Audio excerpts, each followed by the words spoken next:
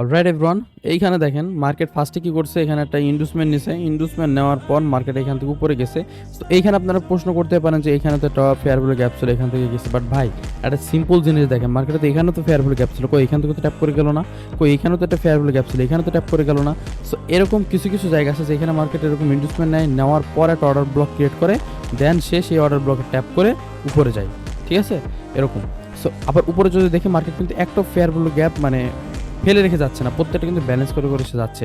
So আমরা যদি আর একটু উপরে আবার দেখি, উপরের দিকেও মার্কেটে সেম এখানে ফেয়ার ভ্যালু গ্যাপ ক্রিয়েট করছিল, এখানে ট্যাপ করে উপরে গেছে।